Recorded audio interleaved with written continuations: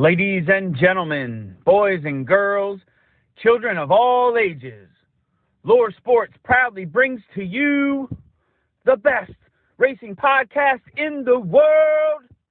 Now, here's your host, Lauren Leach, the color guy, Mark Allen, the Loose Lugs Racing Podcast. Hey everyone, welcome to another edition of the Loose Lugs Racing Podcast, sponsored by the Corp Racing and Valley Gasket.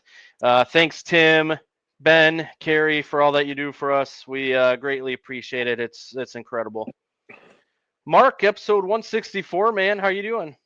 Pretty good, man. How you feeling these days, man? You were a little under the weather last week, weren't you?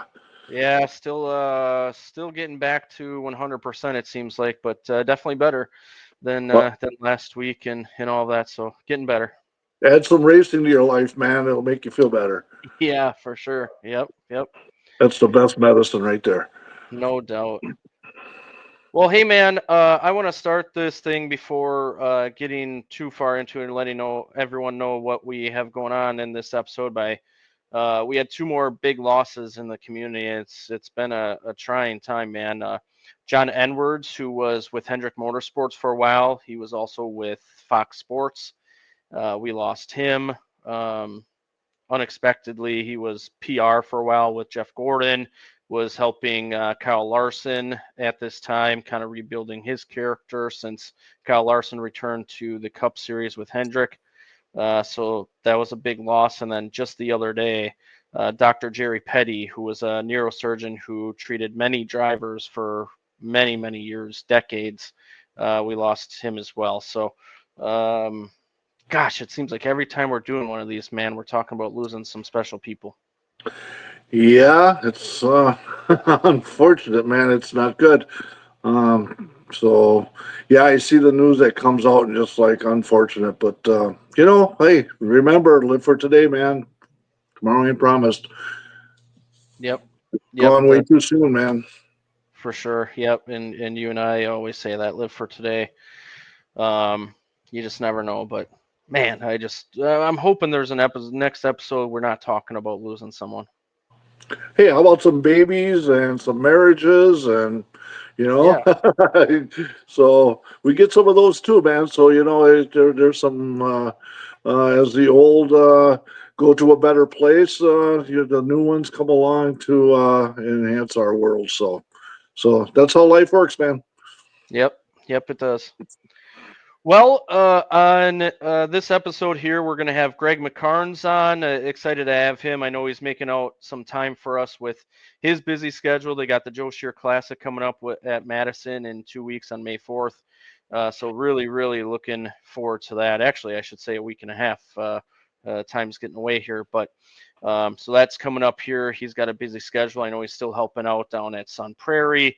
The Midwest Tour. I think he's helping out lacrosse still as well. So busy guy. Him and Angie and their son and daughter, Al, and everyone just in that family involved in sports. So we're looking forward to talking to him in just a little bit. We're going to talk about news, of course. We're going to recap the last two NASCAR weekends since we didn't have a show this past week. We're going to talk about the motorsports night at the Gamblers. I forgot to bring that up on our last episode where the Gamblers hockey team, they had motorsports night up at the Gamblers, which was spectacular. We'll talk about that as well. We got to recap the icebreaker down at Dells Raceway Park. So we have a ton to talk about here. So normally we get an hour and a half, but since we didn't do one last week, so we should try to hang on for 3 hours. Huh? Let's really fill the lunchbox today, huh? Well, hopefully not that long. Let's. Right. I got a big drink here, man. So I'm locked and loaded, ready to go. For sure. Hey, likewise. All right. Well, let's pause this for now and bring on Gregg McKarns. Let's do it. Let's go to the hotline. Let's do it. All right, Gregg. We know you're super busy, but we appreciate you joining us. How are you doing? We're doing well. Just looking forward to getting the season going. Man, it's coming fast, man. It's right around the corner here. We've been waiting all winter, man. We're ready to go, huh? Yeah, it's definitely here, and the grass is green, the trees are starting to bud, so it must be time to have race cars at the track. Hey man, you got the big one coming up here in a week and a half, the Joe Shear Classic, always one of the marquee events up in the Midwest, really the country. You got Mark Martin coming in for a cool event as well. How much are you looking forward to getting that thing here in a week and a half? So I got to admit, I'm a huge Mark Martin fan. I was a huge Joe Shear fan, and I'm a big fan of the entry list we got. There's so many great drivers that I just admire. People talk about the golden age of racing and everything else, but I'm kind of the belief that the golden age is the age of which you're in, and when you got all the past champions, past winners, you got guys like Jacob Gady coming in. It's just quite the star-studded field. And Mark Martin, I'm a huge Mark Martin fan, always have been since his Artco days, and obviously followed his progression through NASCAR. And when I went down to Florida to see my grandparents, Grandma always had to take me to Winn-Dixie so I could get my Mark Martin checks, cola cans, and it's so cool to have him back at Madison. Obviously he has a history there, 5 wins. He hurt his ankle there, broke his ankle, and was airlifted. And best we can tell, he hasn't been there since '85. So I know he's super excited to come back. And I know the McKarns family's excited to have him back. And I know the Wisconsin short track faithful is ready to welcome him back to Capital, Oregon, Madison, whatever we want to call it. And it's so cool that he wants to do those autographs. He's adamant he's going to sign those autographs for the fans. 11-1 is what we have down, but it's not a VIP deal. It's open to the public, and just get your ticket to the races and come on out. It's going to be a whale of a day, and everything short track racing should be. And glad that Mark's a part of it, but glad to see the event grow as much as it has since we took over the track 11 years ago. Yeah, great to see Mark back, cut his teeth up here, obviously. You got a lot of things going on that day as well. You got the Midwest Truck Series. You got the UW Marching Band coming in. I think you did that a few years ago as well. Just a spectacular event where there's so many different things going on for all types of fans. Well, it's funny because Angie was asking me about the band, and I said, well, I never got to see the band because I was parking cars out in the field, and they sounded good from out in the field, but I didn't really get to see what they looked like. And I'm hoping I don't get to see them again this year either. So it's neat that when we took that when we got to Madison in 2015, it was 3,600 to win, and now it's 15,000 to win. And I know I'm biased, but that format we have just produces comers and goers and great racing. And we've been spraying the outside lane, the non-preferred lane, and allows guys to kind of hustle on the top on restarts, and faster cars are able to come around on the outside instead of having to, root off the bottom. And just under the sunshine, 28 super late models for 15,000 to win. Year after year after year, this race just delivers, and looking forward to seeing what it delivers on May 4th. It sure does, man. We always loved the Joe Shear. It's always so many memories, and the finishes there, man. We've seen that there's 28 cars coming in, and then the Truck Series has got a ton of them coming too. And that makes the whole show right there, doesn't it? It really, the trucks race so well at Madison. So they're on the 1070 tire. We've been on that in lacrosse since way back in the 1900s. That's a great Hoosier tire that they're on, and they're 2 wide and peaking for 3. They're the perfect complement for that show. And I was a little worried after the Dells because they tore some of them up, but it sounds like they're getting them back together. So that's really cool to see a good truck count too. So it looks like we'll be right around 60 cars and trucks between the 2 divisions on Sunday afternoon. And what more can you ask for? It's going to be the perfect setting. And also something we have going on is we're going to have a after race party in the pits, and we have a live band. And the band actually learned the Orange Blossom Special last year for the Orange Blossom race at Jefferson. So they're car guys, so that should be fun. And then when fans come down to get autographs afterwards, peek in the tech shed, and we have a Joe Shear Nielsen roof hanging in our tech barn. My brother shamed me during the Rockford auction last year, and he's like, "You're not really done bidding on that, are you?" I'm like, "No, I'll bid some more." So the Joe Shear roof is hanging proudly to I show our drivers that it represents all that's right about Midwest short track racing and the legacy that he instilled in the drivers and guys that he raced against. And Joe was a gentleman racer, and I feel like our drivers, whether it's on a Friday night or Sunday afternoon, we take a lot of pride in the heritage and racing people the right way. So it's kind of there as a reminder, and it'll be there for eternity. Oh, I can't wait to see that hanging in the tech shed there. Are you a little worried that the drivers won't be able to get their eyes off it during the pre-race meeting, though? Nah, they'll be all right.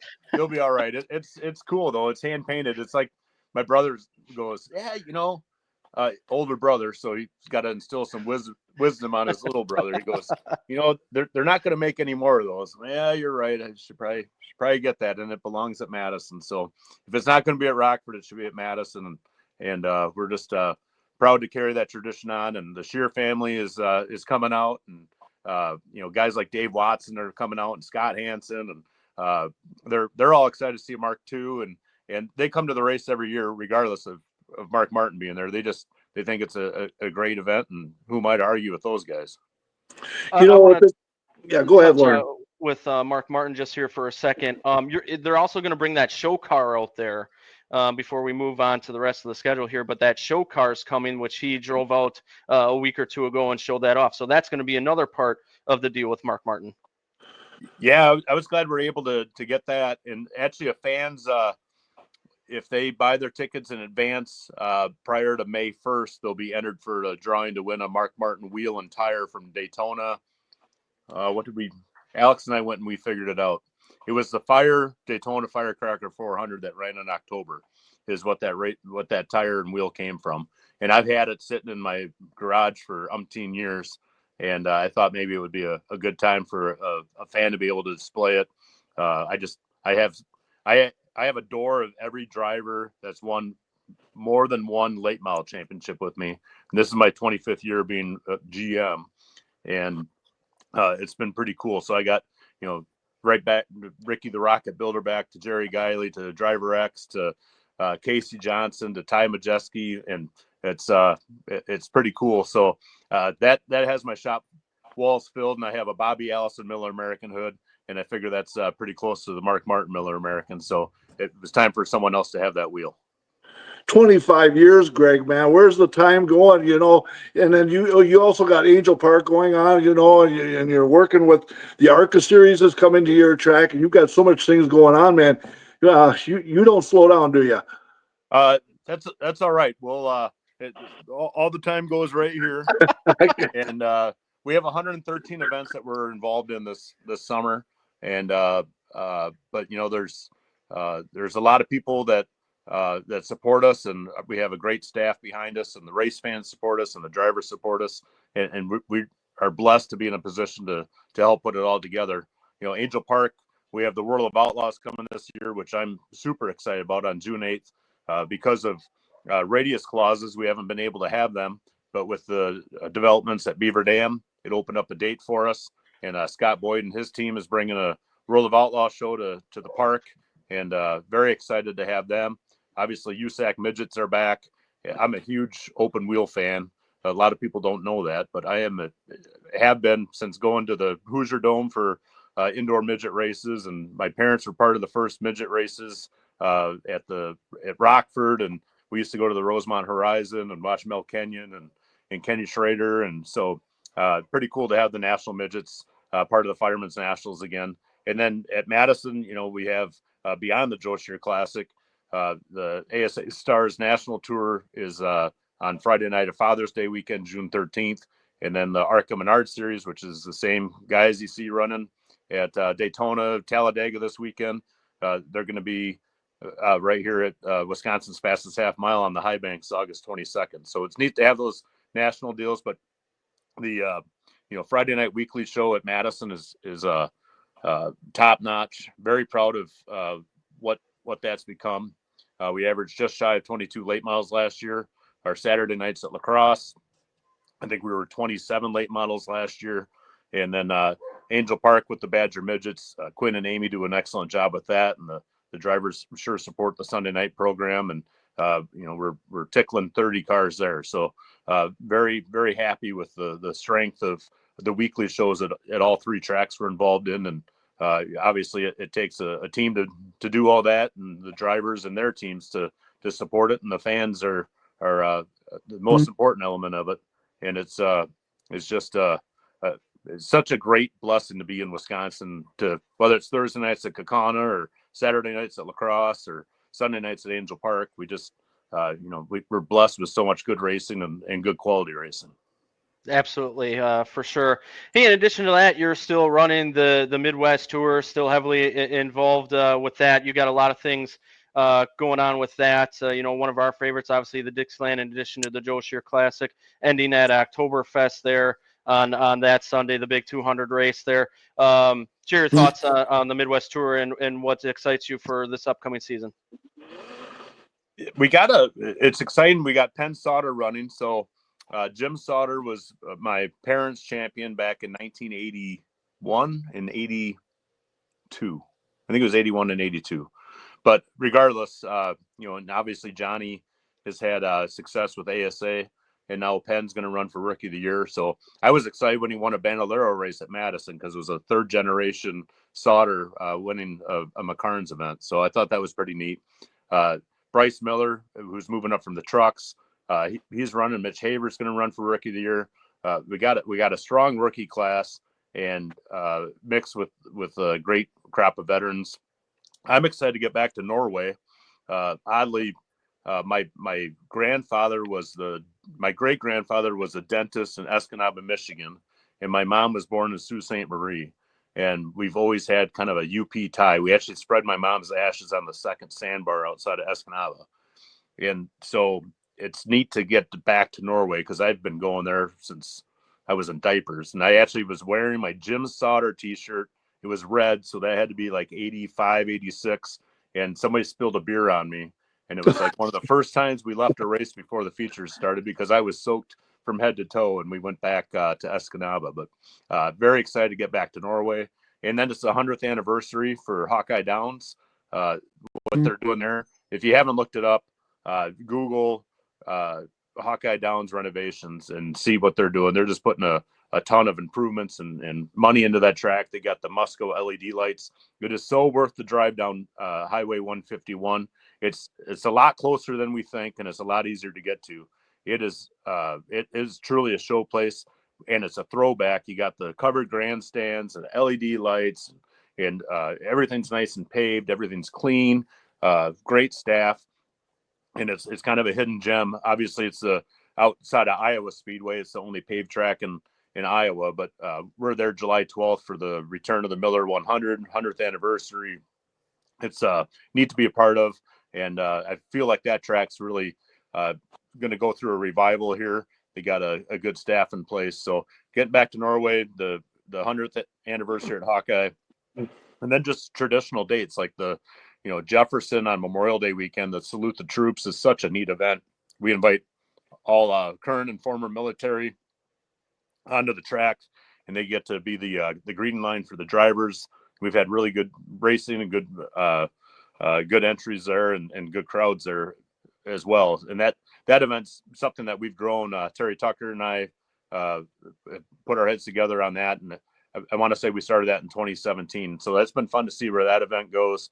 And then everything from the Jim Sauter Classic at the Dells, and Grundy in August for the Wayne Carter Classic, which is a tribute to the original Article race in 1975.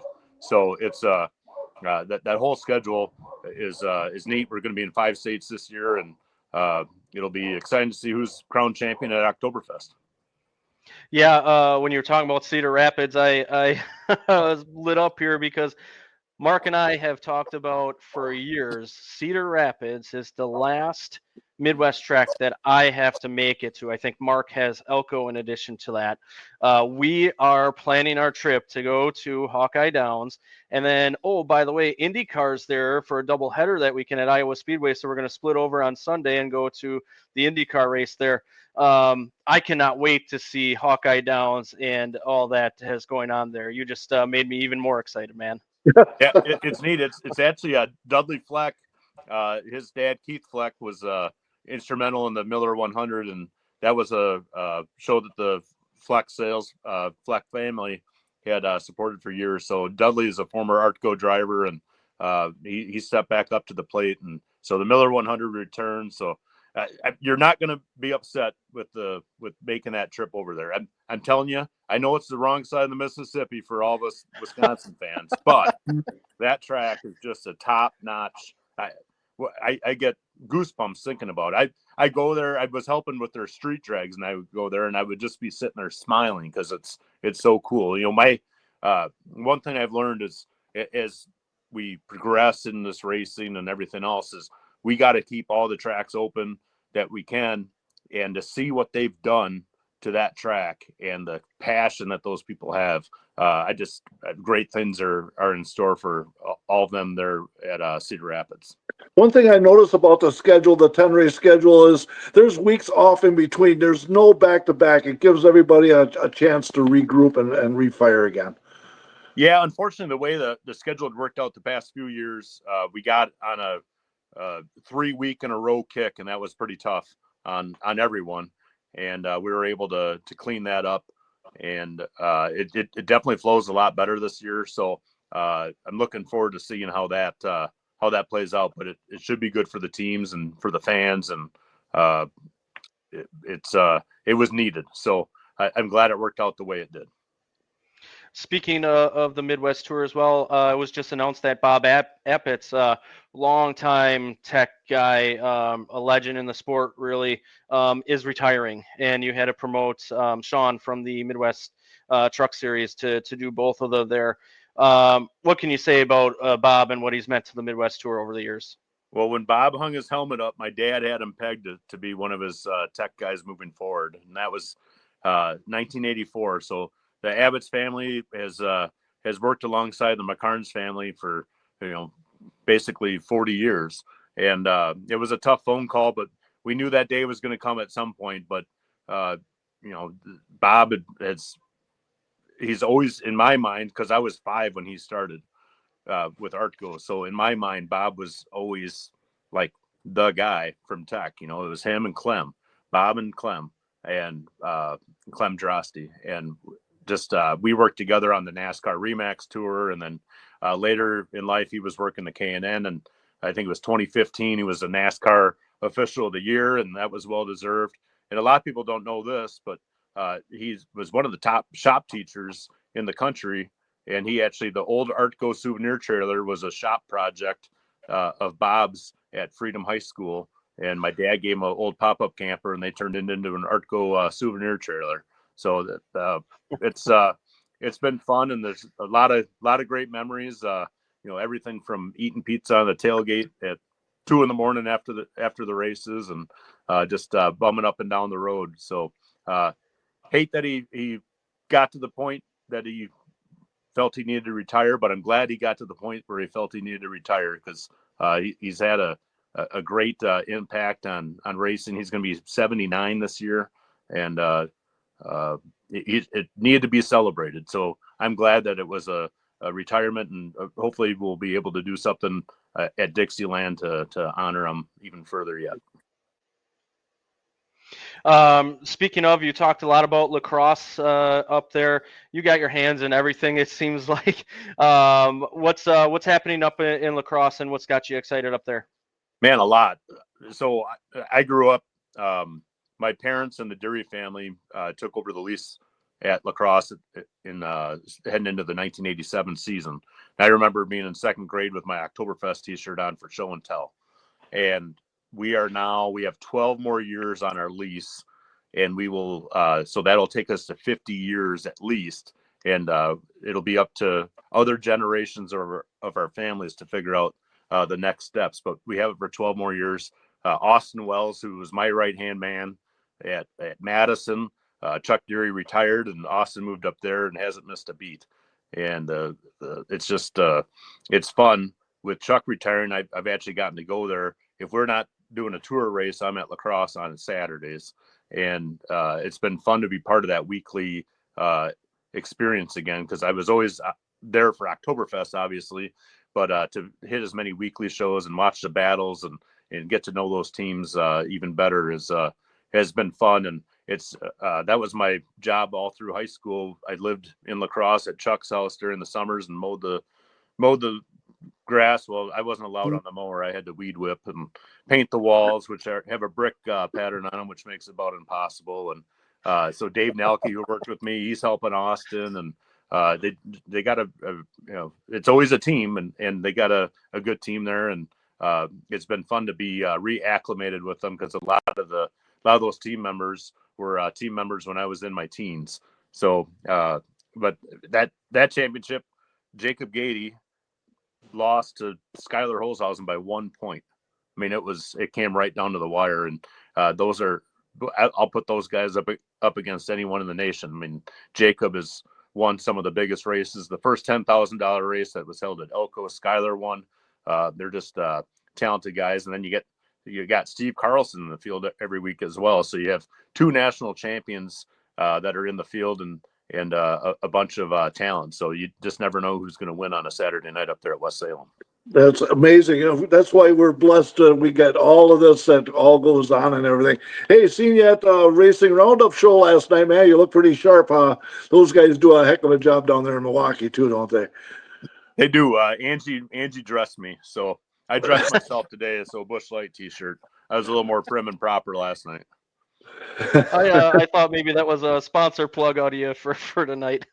Oh, yes. Yeah. Busch Light paid me to do that by giving me a free T-shirt that I could use while I was working outside all day at the racetrack. Keeping on the lacrosse thing here, speaking about that point battle, I was covering that for Pit Row TV.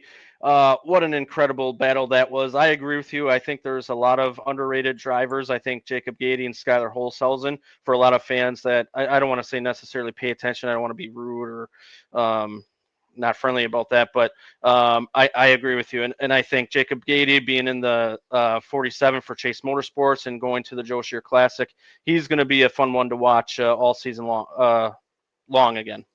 Yeah, Jacob was second in my rookie points at Elko in 2003, back when I was working at Elko. And actually, that sign right there, Mark, is from Elko.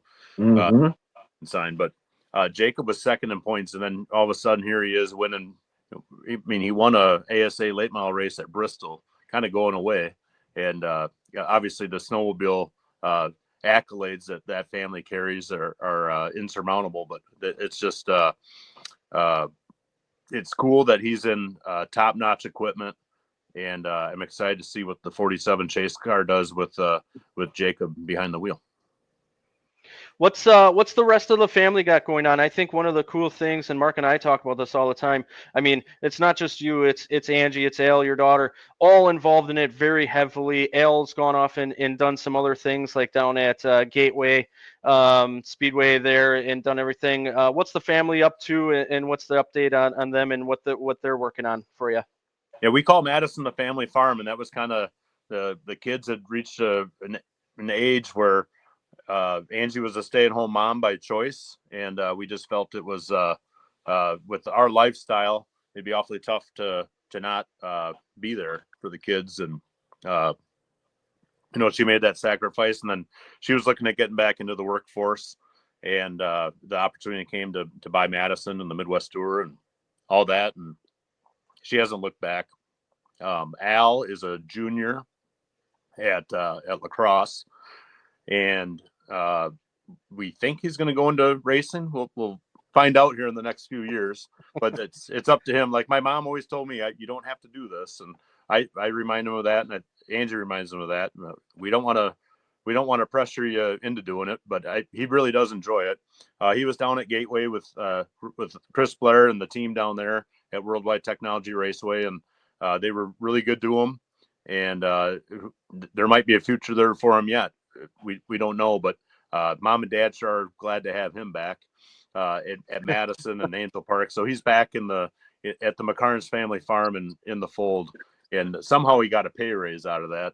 So maybe that Gateway internship didn't work out as well as I'd hoped, but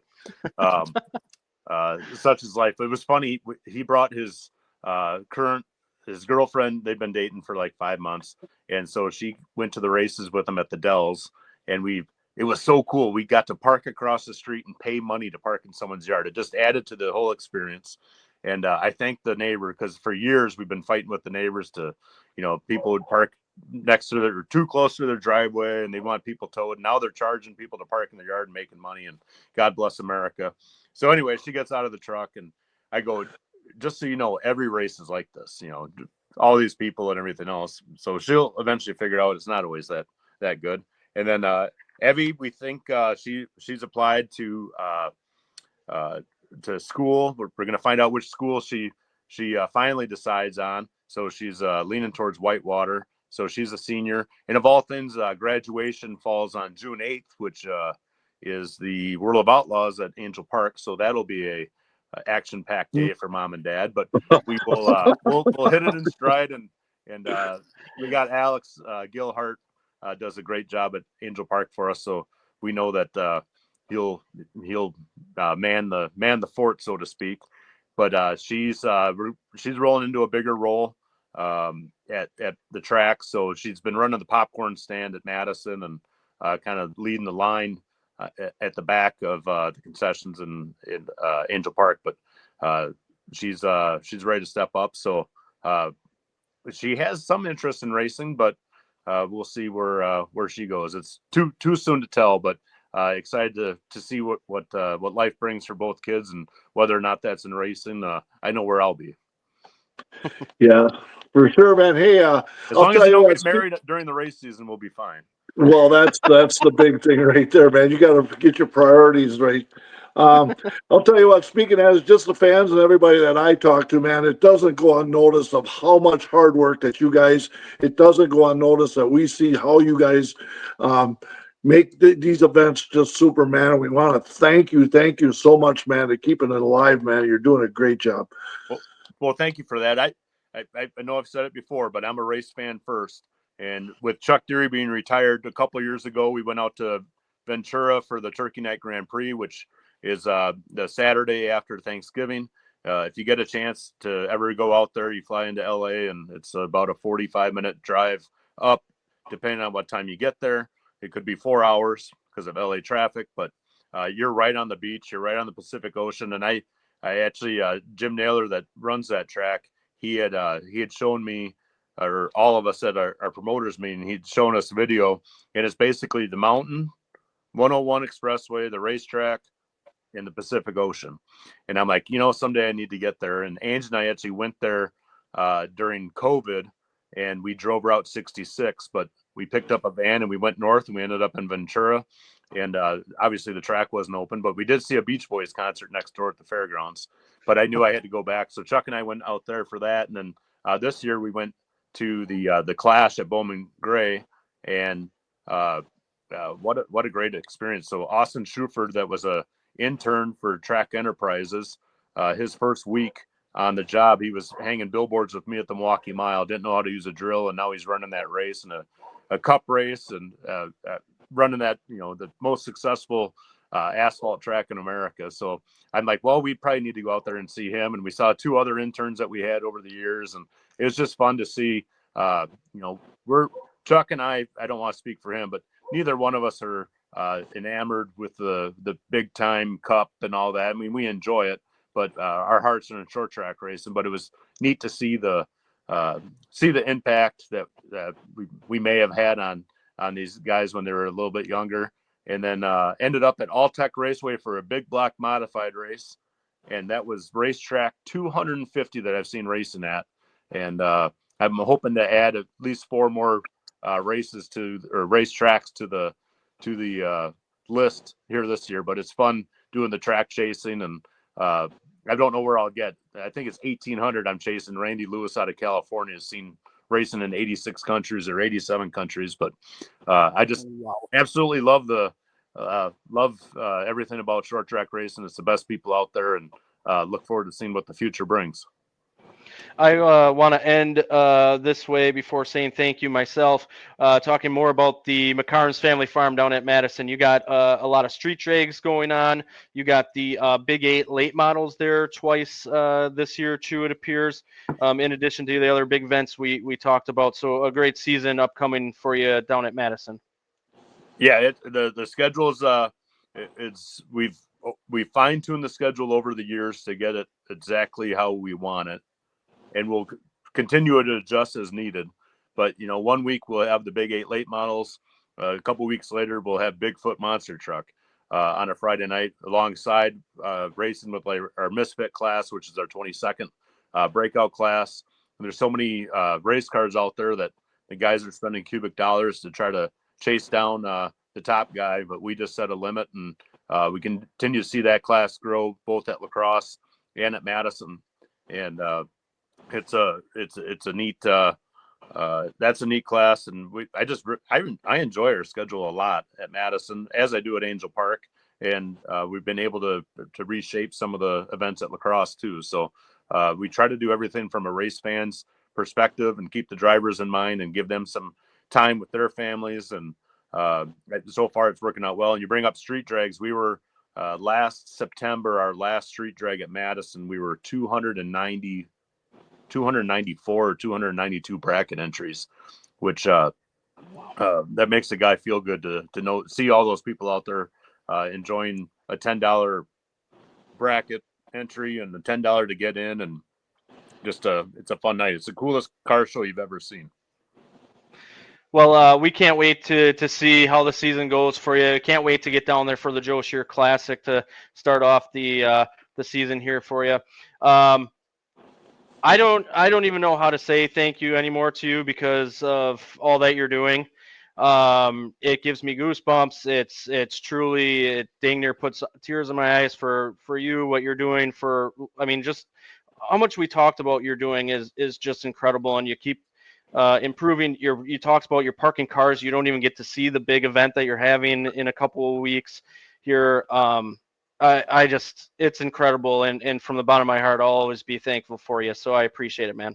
Well, I appreciate that a lot, and obviously, like I say, it's the fan support that I was on an airplane and thought we needed to reinvent Dixieland, and we've been able to bring that event back.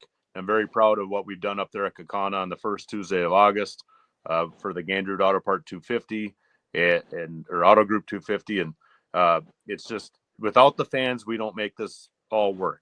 And I think our drivers and teams all understand that. And it's just it's a great community, and glad to just be a small part of it. Well, we appreciate it, man. We'll see you in a week and a half. You bet. We'll see you at the races. Thank you, everyone. All right. We'll see you there, man. Mark, man, Gregg is such a busy guy. He's running all that stuff that we talked about. He's had a few things that he's had to work on, and he made time for us. You mentioned he was on the Racing Roundup show last night as well. So thankful to have a guy like him on. Absolutely, man. I remember his dad running it to the show way back in the Artco days and everything, and and he keeps the fire going, man. And he's definitely appreciated. They are the hardest working family and promoter out there, man. We see that every time we go to their events, man. And that's the thing I mentioned. It was so cool. Is it's a whole family deal for them, and maybe that's what makes it work so well. But they are. You're right. They're probably the hardest working family in racing in the country. So I got to do a challenge to you, man. You got to go over to Angel Park and you got to support that. That is a heck of a place, man. And the World of Outlaws is going to be there, and just like that ought to be super interesting. So I'll be the first one there and the last one to leave for that one. Sundays are tough for me. I got to try to make that work. Let's bring the kiddos, man. Yeah. Watch the dirt fly. Yeah, it'll be summer too, so no school the next day. That's right, man. So let's get these kids and start eating some dirt, and then and Yeah. then they'll get into it. Yeah, for sure. But you got to I'll bring your find some. goggles, man. That's what I was just about to say. I got to find them goggles. Find them goggles. Don't want to get no dust in your eye. No, Angel Park, man, is, I've been there a few times and quite the unique run there. And boy, the people that's come through there, Jeff Gordon and Tony Stewart and, Rico Brew goes through there and just keep right on going, to so many drivers and so much history that's at that place, so. And then, Madison, man, it just keeps putting on. When he talks about 1985 when Mark Martin was there, and back in the day when Butch Miller was the hot shoe back in the day when I first went to Madison, and they had the big 200 way back then, and I always fell in love with that place ever since then, man. Yeah, yeah. It's all incredible, and we can't thank them enough, the whole family, for what they do. All right, I want to talk about something that we talked about in the intro a little bit, the motorsports night at the Gamblers, which I forgot to mention on our last podcast there. What a turnout, man. So many tracks, from all the way up north, way out west. Unbelievable. So many drivers out there. They had a ton of drivers out on the concourse where you could walk in, signing autographs, showing off their car. My kids' favorite was the Sonic car. They had a Sonic car with Knuckles on it and Tails, and I think maybe even Shadow. The Gamblers game was great too, but the motorsports night, I was talking to someone I know who works with the Gamblers. He's like, I think we'll do this again because the place was packed. And I think it had a lot to do with the motorsports night because a lot of fans out there for it. So many cars, drivers, tracks. I mean, off-road tracks, dirt tracks, asphalt tracks, all over in Michigan, all the way up Escanaba. Bark River was there. I mean, so many tracks. Many drivers from WIR. Lynn from Slinger was down there. Which, by the way, we're hoping to have the Dassos on next week. To talk about their venture and their big race coming up this Sunday, which we'll get into more. But what an incredible event, dude. Unbelievable. They do it over here for the T-Rats. They have that, but this sounded like this was even more of a bigger deal up there, man. I would say it was probably bigger because of all the tracks and drivers that attended. When the T-Rats does, it's primarily WIR drivers, which is great. And a lot of drivers from WIR show up. They give a lot of support, and there's a lot of friends and families that show up for that. But to see where these tracks are coming from, like I said, all the way up in northern Michigan, way out west, man, it was unbelievable. It was pretty cool. Just get the exposure out there, man, and you're going to hook a whole bunch of new fans, and we just keep right on building it, man. Racing is healthy around in these parts, man. Yeah, and I want to personally thank all of the drivers, teams, families, fans that attended, all of the employees of the tracks and all the tracks, everyone that was involved in that. It made it absolutely incredible. There was giveaways. They were giving away 2 tickets to the IndyCar race at I think it was Milwaukee Mile. I don't think it was Road Mare. I think it was Milwaukee Mile. I did not win, sadly, but I'll be all right. I would know about that if you did. Yeah, there was like an off-road RC truck that they were giving away. They were giving away koozies and all these. I mean, I think Outagamie Speedway was there. All these tracks. Shawano. I'm not even gonna try to cover all the tracks there and drivers. I mean, Andy Mundy was there. Shane Barr, Lou Goss.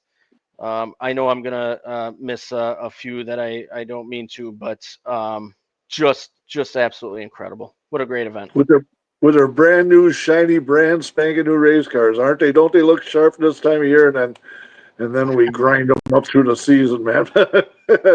But we sure do appreciate them beauties when they come out of the box early in the year, man.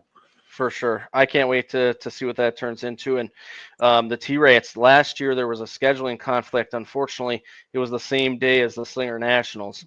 So I did not go to the T-Rats event for the first time since they had it because I was down at the Slinger Nationals, hopefully that gets figured out for this year. I haven't seen what day that is just yet for the T-Rats, but that's also a great event. But kudos to everyone involved at the Gamblers a couple weeks ago, because that was awesome. Hockey and racing, man. We like that stuff, don't we? Love it. Love it. Yep. Yep. Well, let's get into some news here, buddy. We'll start with the short track stuff. The World of Outlaws has signed a new sponsor for its late model series. It'll be the World of Outlaws Real American Beer Late Model Series. So that's the beer that Hulk Hogan is a part of. So the Real American Beer Late Models for the World of Outlaws. So I'll be looking for that when I'm up at Cedar Lake this year, man, because that's I think the only time I'm going to run in with the late models. But yeah, that'll be super. So that gives me something to look forward to and see if I can indulge in some of that right up there. Yeah, yeah. I have a 12-pack here. I have not tried yet. It's signed by Hulk Hogan, so I haven't opened it, although I think the packaging got a little damaged, so I can probably cut off the side with the autograph, and then I can probably open up a few cold ones. Get going, brother, right? That's what he would tell you. Yeah. Moving on to some IndyCar news then. Rob Gronkowski, or Gronk as most know, is going to be the Grand Marshal of the Snake Pit at the Indy 500 this year. So they probably couldn't have a better person do that with a lot of energy and partying and all that in the Snake Pit at the Indy 500. Sounds like they're going to have a big crowd down there, man. They're going to really that place is going to be a happening this Memorial Day weekend. It will be. Verizon is going to partner with Indianapolis Motor Speedway and Penske and the Indianapolis Colts to contribute $6 million towards veteran debt relief in Indiana. So I wanted to put that in there because I thought that was very important and very cool of Verizon to team up with them to help the veterans debt relief in Indiana. You know how you're a veteran yourself. You know how I feel about veterans. Can't do enough for them. So I was very happy to see something like that. Great news there, Lauren. Love that stuff, man. Good stuff. Yep. Xfinity news then. Connor Mozak will drive the number 9 Chevrolet for Junior Motorsports at the Charlotte Roval in October. Okay. He's a road course ace, so he probably could pull that one off.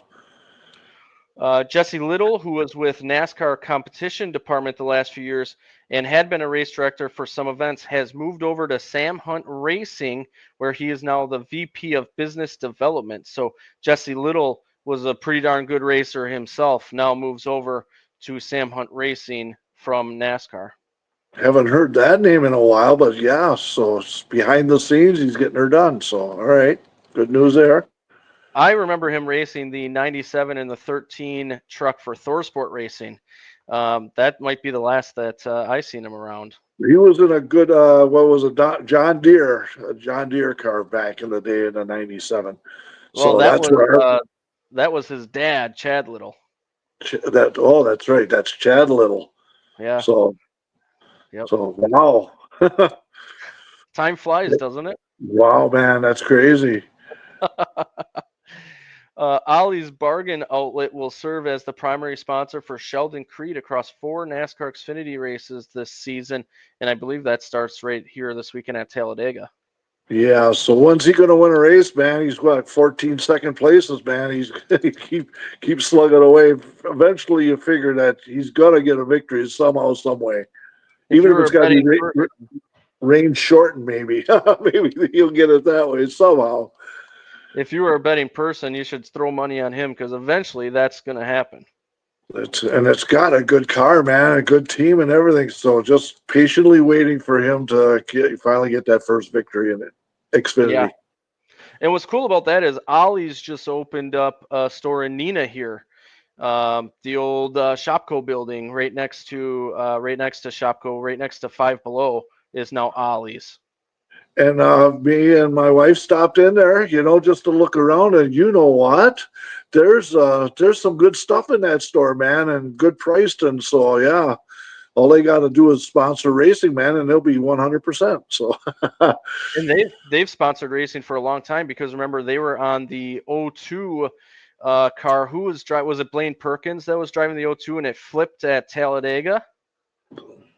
Good memory there, buddy. Yes, and that was an Ollie's. Wasn't that a yellow car?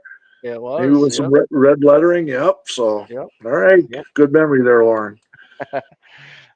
Moving into the Cup Series here, Catherine Legg will do upcoming Cup Series races at Mexico, Chicago, Sonoma, Watkins Glen, and Richmond for Live Fast Racing. She'll also do Xfinity races at this past weekend at Rockingham, Talladega, Texas, Charlotte, Nashville, Atlanta, and Indy with Jordan Anderson Racing. You know, and a little bit on the negative side, man. She's been catching a lot of nasty stuff on social media with death threats and just total abuse. And she actually put it out there and saying that being a woman in a man's sport, you know, and it's tough, you know, and it's not just the NASCAR; it's all around the world. So she's getting bullied by people on. Social media. It's unfortunate, you know. It's out there. It's terrible. She just needs to ignore it and just keep hammering along, man. We need more females in racing, man. I support them no matter what. So, hoping the best for her, man. Hopefully, she has a good weekend here in the Xfinity Series at Talladega. Yeah, for sure. I mean, it's one to not necessarily be a fan, right, of someone, but to do death threats or, you know, to get online and be rude and all that. I mean, I don't know. I'm not all about that. Everyone has their opinion. Everyone has their voice, I guess. But, you know, there's a right way to go about it.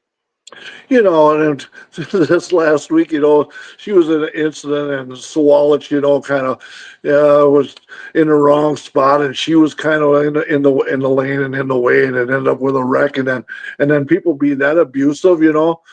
She's trying to learn, man. I mean, you know, what do you expect? So more power to her, man. I hope she has a good run at Talladega, man. Let this stuff go away. Agreed. Yep. Mexican telecommunications company Telcel is going to sponsor Daniel Suarez for the Cup Series race coming up here at Mexico City. Yeah, have you seen that Wendy's car that's coming out? I think that this week. It's wow. It almost looks like a circus car in a way with the red, white, and blue, and pretty. I just like look at this car. It's very loud. So the Wendy's '99 car. I was afraid Wendy's was going away for a while. They were closing a bunch of stores, and especially around here. And the one around here, I think the two actually opened back up, and they're making some changes to their menu. I've been seeing some things there. So Wendy's it's always good to sponsor racing. So hopefully they're making a good comeback there. Yep, Wendy's went away around here, and they re-upped their stores and made it look a lot better, and they're back in business around here. So good deal. I like Yep. Wendy's. Yep. Jesse Love is going to drive for Beard Motorsports in upcoming races at Texas and Indianapolis. You know, the kid's got talent, man, and he's got the results. So yeah, he's only going to get more rides, man. So love Jesse Love, right? That's the way we'll say that. That's right. Netflix announced that the second season of Full Speed, the NASCAR docu-series, will be premiering on May 7th. So that's quickly approaching as well. Okay, so more racing to watch. Okay, on Netflix, right? Yep, Netflix. Bonus money such as the Dash for Cash, Triple Truck Challenge, is paid to the teams, and they pay the driver based on their contracts with the driver. So the driver likely gets a percentage of it. The in-season cup tournament that's going to be coming up, the bonus money goes directly to the drivers, is Bob Pockrass's understanding. So I thought that was kind of interesting to include that in here. Okay, that's that bracket kind of thing. They do like a basketball kind of deal, ain't it? Didn't they do it last year, but you really didn't hear about it?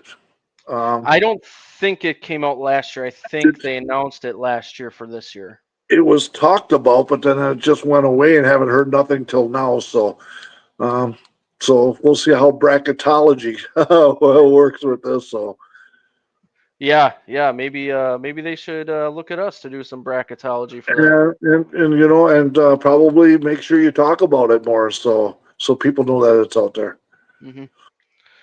NASCAR updated its Cup DVP policy, so that's the damaged vehicle policy, where it used to not allow teams to replace the diffuser flaps, but now they can replace the flaps or the extensions when making their repairs. So Bob Procris was talking about that. Okay, so that's a tweak to that rule. Okay, pay attention to that. Some kind of more rules here. Mufflers will be required for the Chicago street course. This is not new. It just wasn't in the rule book until now. So Bob Procris was doing some research there and found out that it's not new. It just wasn't in the rule book officially. Yeah, so we're going to see what's going to go on with this Chicago deal. All of a sudden, people are talking Chicagoland. All of a sudden, it's slowly people are talking about it, maybe going back there because they don't know if they're going to keep the street course in Chicago. So something to pay attention to down the line here. Yeah. Prime Video will premiere the documentary on NASCAR's 2023 Le Mans entry on June 12th. So there's another documentary to keep an eye on Prime Video this time. Okay, so put that on your list, right? That's right.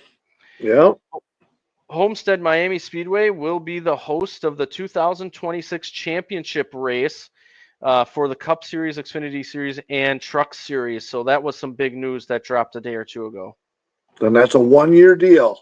So that's for 2026, and then we're going to see where we go afterwards. You know, it sure looks like NASCAR is going to have a rolling championship weekend at different tracks like Las Vegas or, you know, I keep hearing Las Vegas is going to have their foot in the door with that one. Even talking Charlotte, maybe thinking maybe in November that the weather can hold, maybe be good there too. So I'm a fan about having different racetrack for a championship race. Also, instead of having a one race deal, there might be something coming out in the works where it's going to be like a three race deal, and they're behind the scenes trying to tweak this and figure it out. A lot of fans don't like that you get a one race championship, and so setting up a different kind of format, and we'll see where that goes. Yeah, we kind of talked about that 3-race deal for the championship on the last podcast. I kind of like that idea, but we'll see what happens. Yeah, very much so. The All-Star format was announced. So Friday, May 16th will be All-Star or Open qualifying there. It kind of stays the same there, where the Open cars will go out first in the order, and qualifying speeds will determine the lineup for the Open. They'll take the green flag, run one full lap at speed, and on the second lap will proceed to pit road while maintaining pit road speed to one of the 2 NASCAR designated pit stalls for a 4-tire pit stop, no fuel. When it's complete, the cars get to roll off of pit road, maintaining speed there, and race back to the checker flag. And then obviously qualifying time will be determined from that. The fastest All-Star qualifier will start on the pole for Heat Race 1 and the All-Star race. They also have a pit crew challenge, which we've all seen that. But the difference is they've opened it up to the Open cars now, too. So it's not just the All-Star cars. So the Open cars get to do that, too. Which, by the way, the pit crew challenge is always pretty interesting to watch. Oh, it definitely is every year, man. It sure is bragging rights, man, whoever wins that. Mm-hmm. Oh, yeah. Yeah, I love watching that. Then the All-Star Heat Race will happen on Saturday, May 17th. All laps will count. It's 2 heat races, 60 laps each. Overtime rules will be in effect, with it being 1 attempt only. Results of Heat Race 1 establish the inside row for the All-Star race. Results of Heat Race 2 establishes the outside row for the All-Star race. Okay. Then on 60 Sunday, laps. Yep, on that. Yep. Yep, 60 laps. Sunday, the All-Star Open, 100 laps, all laps count, so caution and green flag. Overtime rules in effect with 1 attempt. There's a competition break at or around lap 40. The top 2 finishers transfer to the All-Star race, and of course, the fan vote winner will also transfer to the All-Star race. This is where it gets kind of interesting. The All-Star race will be 250 laps with all laps counting, and overtime rules in effect. So that's normal overtime rules. So if it takes more than one, it can be allowed. There's going to be a competition break at or around lap 100. An optional promoter's caution must be executed prior to lap 220. So that's the interesting part. There's a promoter's caution. They can throw it any time from lap 101 to lap 220, unless they haven't thrown it yet and there's a caution after lap 200. Okay. So we're thinking that a faceless person is going to be able to push the button whenever they want. So I don't know. I guess it's something different. We'll try it. We'll see what goes with that. I don't know. Whoever the promoter is or who's going to push the button can have favoritism. And you just never know when it's going to come out. So we'll see. It's another gimmick. If you ask me, it's a gimmick, but we'll play it as it is. If that's the rules, we'll play with. The interesting thing to me about this, well, there's a lot, but the one thing that I'll focus on is it can be thrown from lap 101 to lap 220, like 120 laps. That's a lot of option. When we see it up here, there can be a competition. It's interesting that we had Gregg on for this because he kind of did started the competition caution kind of up here, and it's moved down to the snowball derby and other things. It has, yeah. But it's usually you got like 15 to 25 laps where it can be thrown. It can be thrown if there's 50 consecutive green flag laps to lap 75. So if there's 50 to 75, usually there's like 15 to 25 laps where it can be thrown. This gives this person 120 laps to decide if they want to throw it or not. Like, I have a feeling they're not throwing it on lap 101, right? No. So, I don't know. When I read that, I was like, you're giving them 120 laps to throw this?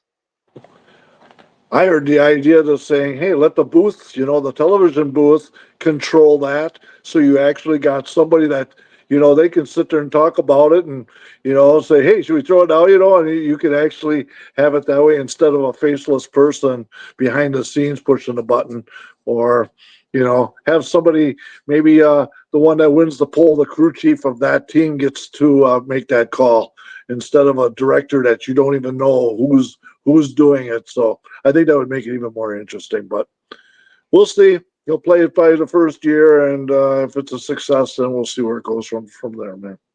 Yeah, it'll be interesting. Because when you first see it, I'm initially like, well, they're going to wait till 220, but what if there's a caution before that? Because you want to have, the shortest sprint at the end to make the most excitement, which I get. It's an entertainment business.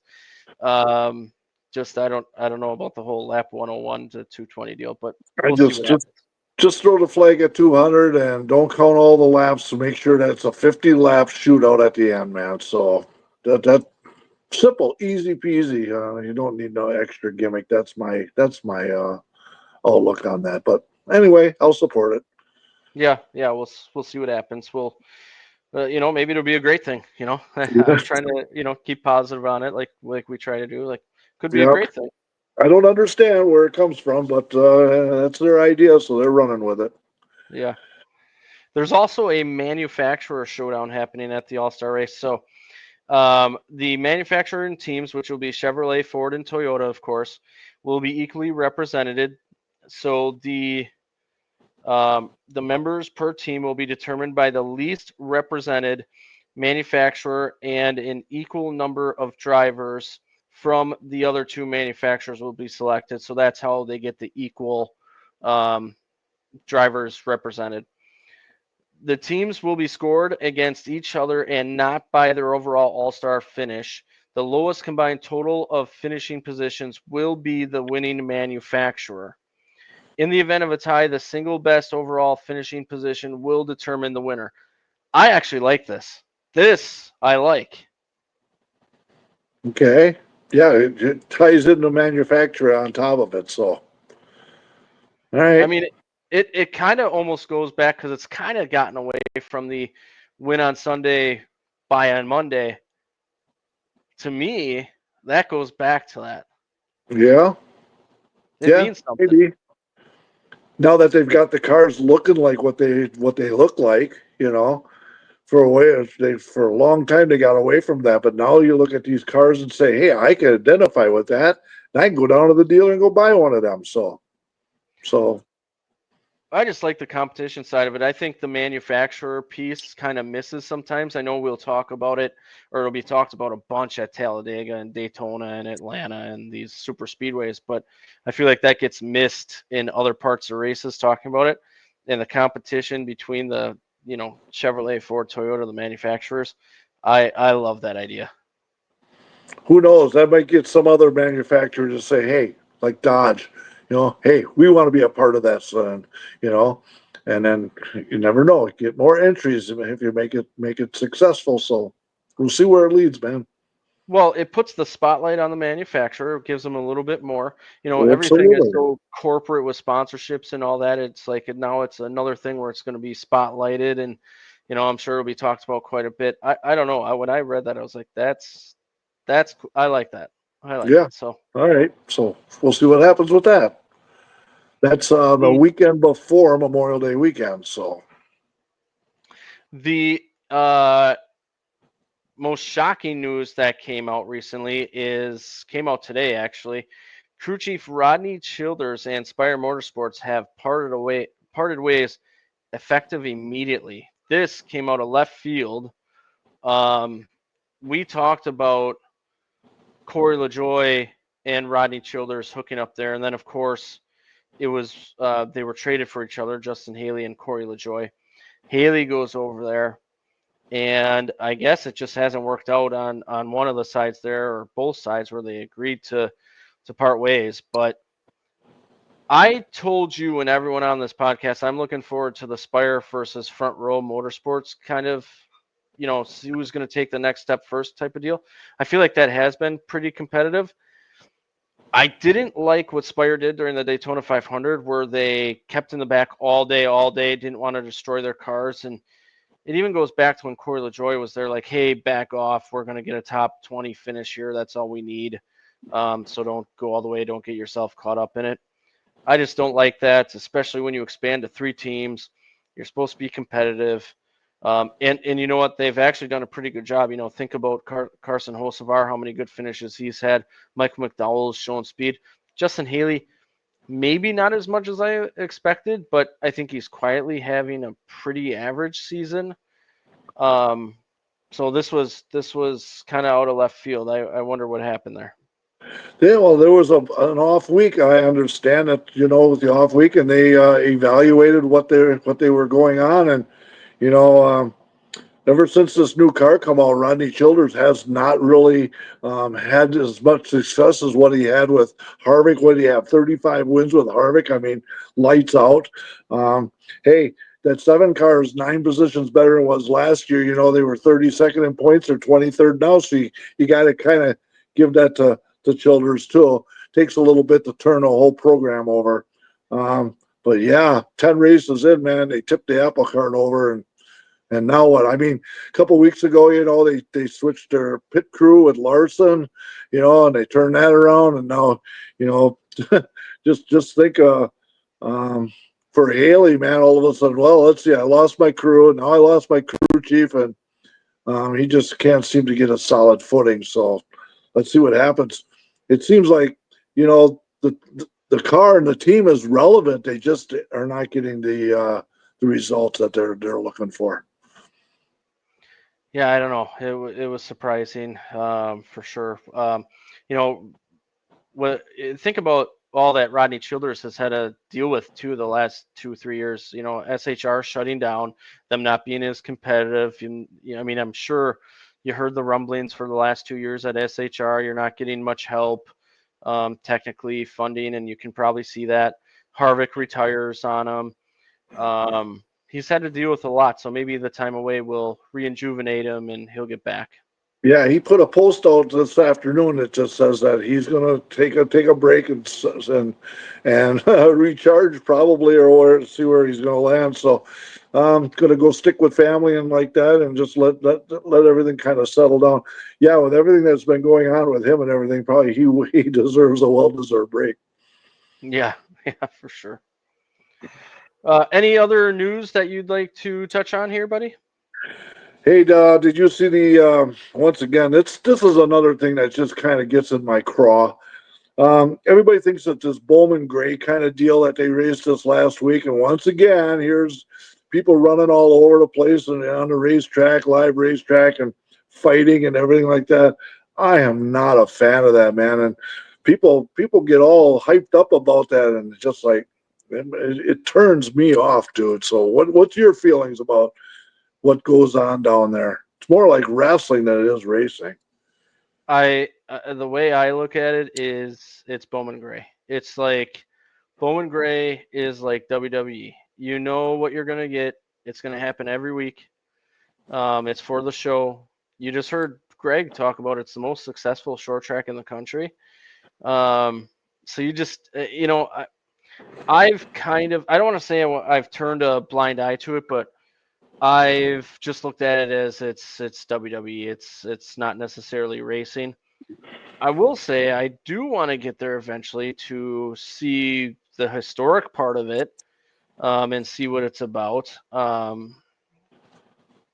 But yeah, I kind of I take it with a little bit of salt there because How would I you just feel if you saw that at Kakana, like on the yeah quarter mile, and that's the way they treat each other, And um, you know, what's so successful at Kakana is everybody gets along and everybody's working together to make it a success. And it just seems like something like that. As long as they're doing it there, leave it there, but just don't let it seep off into other racing. So that's my opinion on that. Yeah, I agree. I think if you see it up here, it's unusual first. Not that everyone gets along. There's it's racing. There's collisions. There's feelings. There's emotions.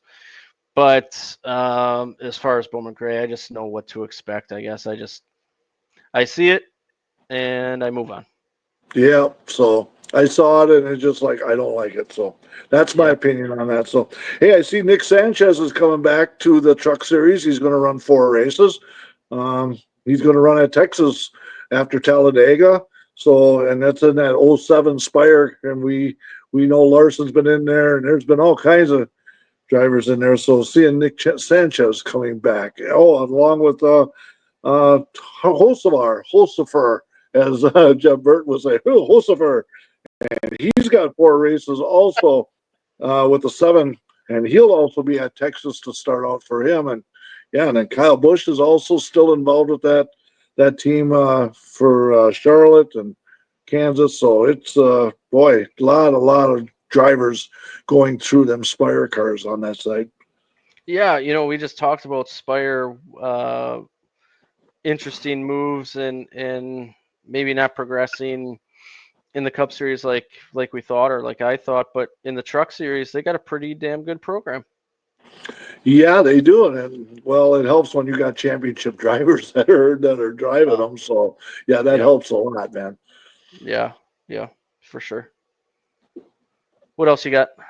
Hey, did you see down at another one that wasn't so cool either was down at Cordell, Ricky Brooks, and they had something like an agreement that they were going to race for a little while, and they were going to split ways. But the last day, it sounded like it all came to a head, and Ricky Brooks and his crew was escorted off the property, and sounded like there was some alcohol involved. There was some video negativity that was being talked about and said and everything like that.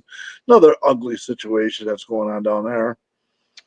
Yeah, I saw it, and there's been conflicting reports, so I didn't put out anything in my news report for it. I know Matt Weaver has put out a few things, short track scene.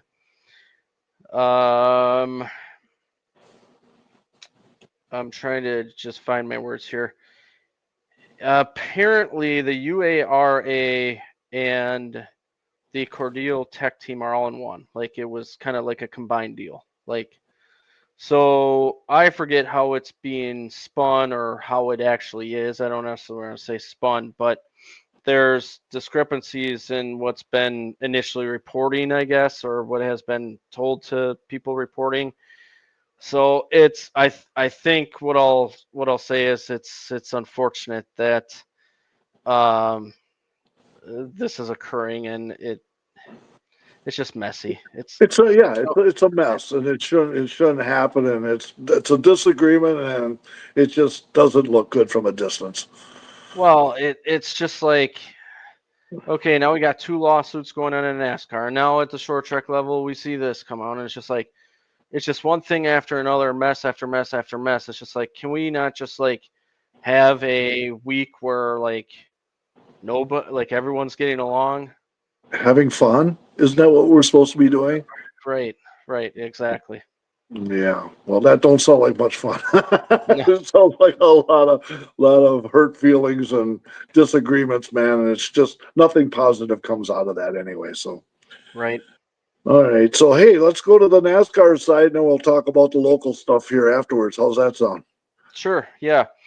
Actually, I'm going to start with some open wheel stuff here. So I want to talk about the Formula One races. There was 2 races over the last 2 weeks. So over in Bahrain, Oscar Piastri won over George Russell and Lando Norris. Norris actually started over his start line there in that little box that they have. So he ended up having a penalty there. Track limits were close for a lot of drivers, including Norris, Verstappen. There was multiple drivers that were struggling with track limits.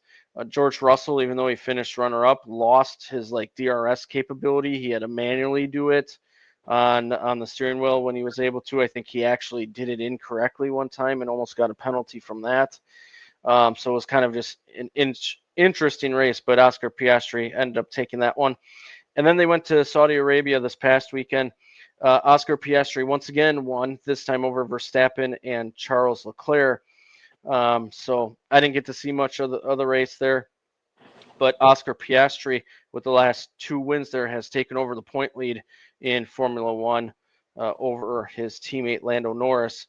Their next race will be May 4th, which is Joe Shear Classic Sunday in Miami. So they're coming over here to the U.S. for the first time. Oh, okay. So, yep, I didn't catch them the last 2 weeks myself being busy, but yeah, they run every week, man. They have a schedule and they go all over the world, man. Yep. So they're on a 2-week break here, but going to IndyCar then over at Long Beach, Kyle Kirkwood ended up winning that one over Alex Palou. Christian Lundgaard was 3rd. Their next race will be Barber Motorsports Park, also on May 4th. So Formula One and IndyCar kind of in the Southeast at the same time on the same day there.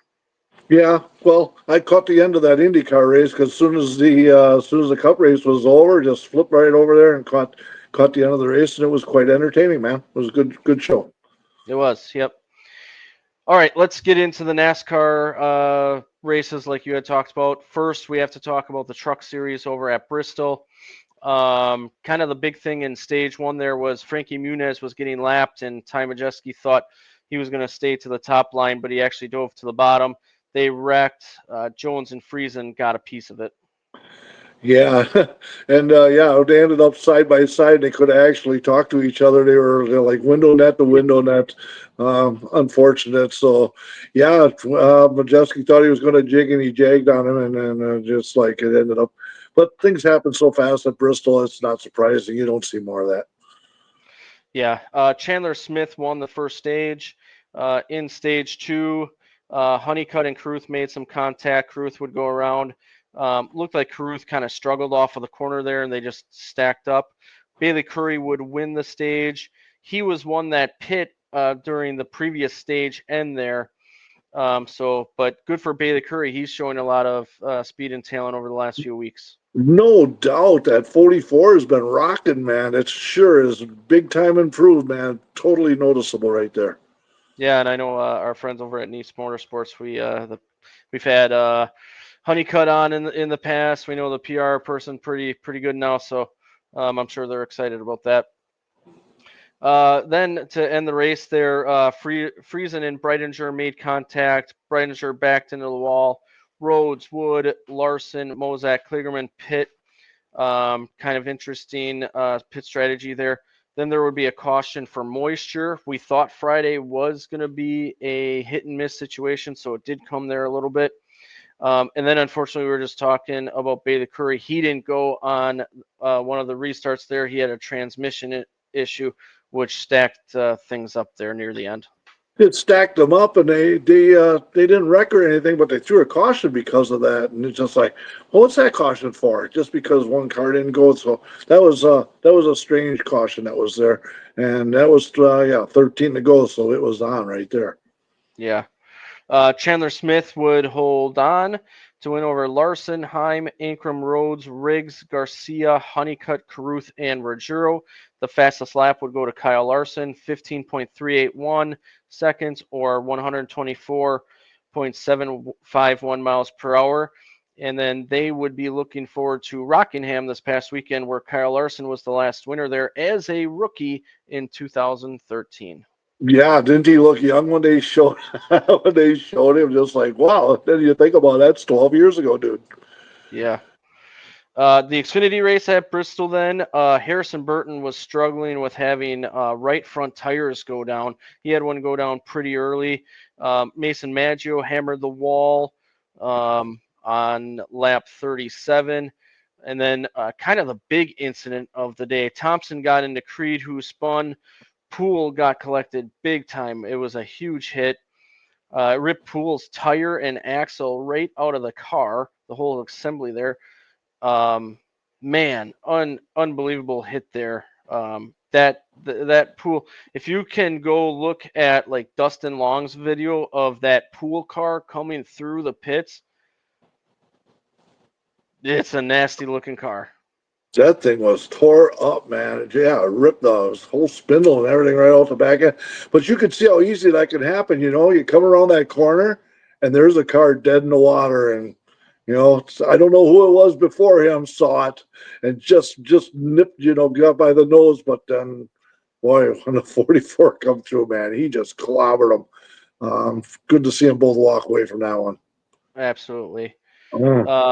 Mayer would win the first stage there. Harrison Burton would had another right front go down early in stage 2 and had a pit. The first time he had a tire go down, he actually got saved by a caution, but not this time. Larson would win the second stage. Yeah, it was good to be the part that Larson and Allgaier were going to see what was going to happen. Nobody had nothing for Larson, though, man. It was caution-free after stage 2. Yep. Larson kind of used the bumper on Allgaier with well over 100 laps left. Allgaier was nice to Larson earlier, so I was kind of surprised to see that there.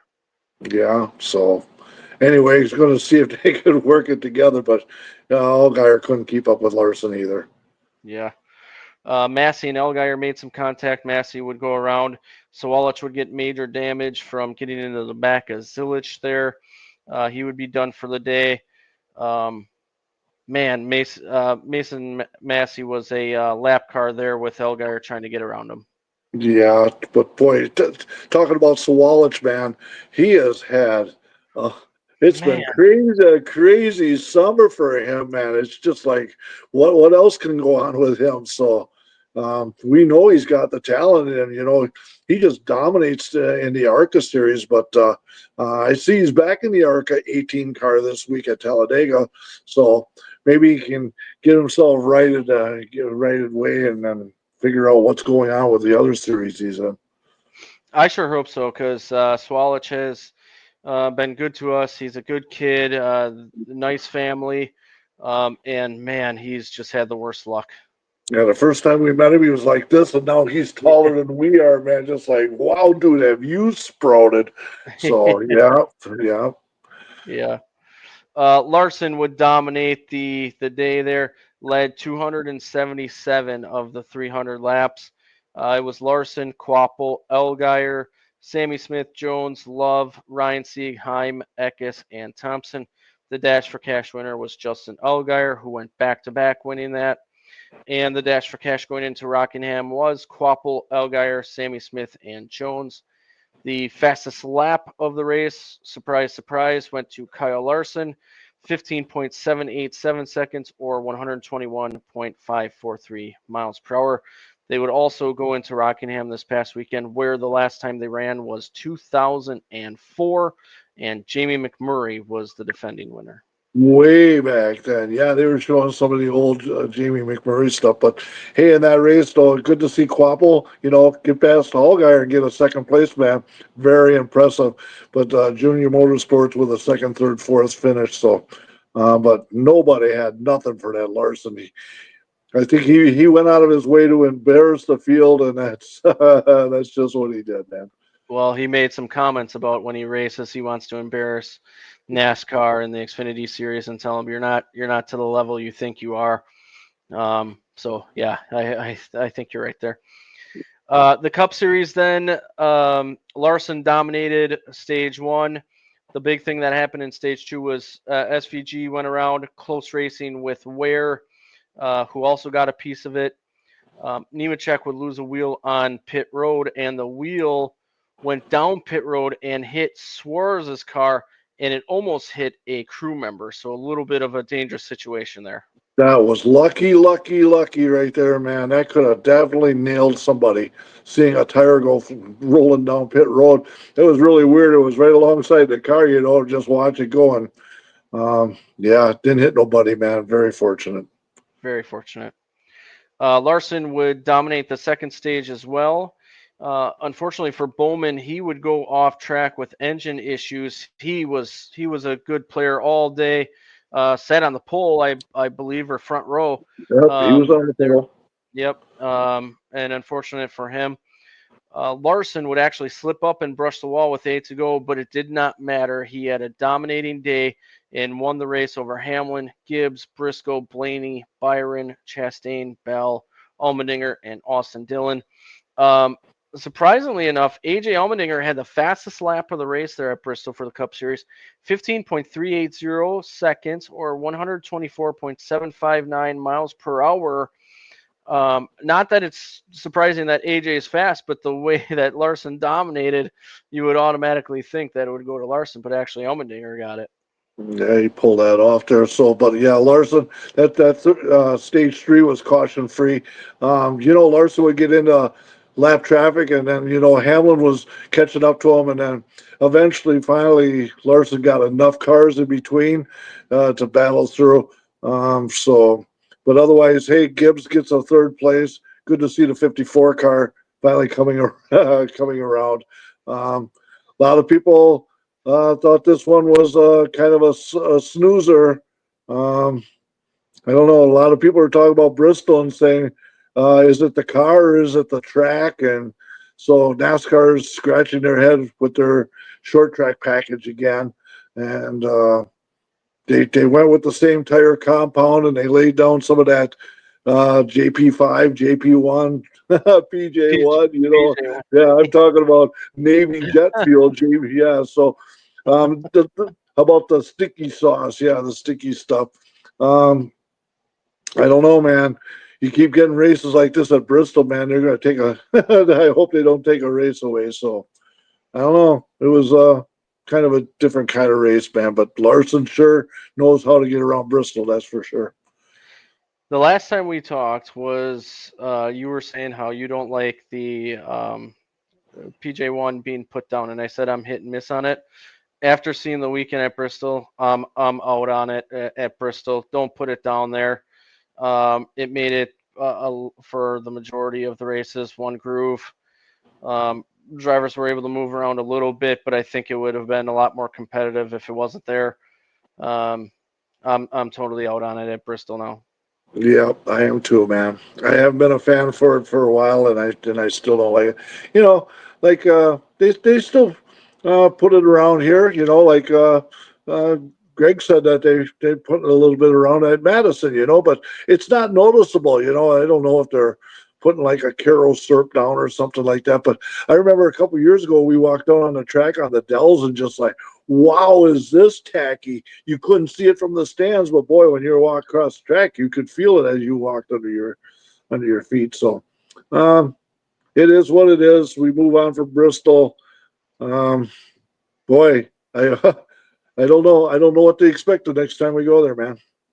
And Well, another thing is the stands, man. That used to be the hottest ticket. You couldn't get a ticket to Bristol, and it's kind of hard to show how many fans were not there, the empty seats from the aerial camera. So I don't know, man. Bristol needs a little help here.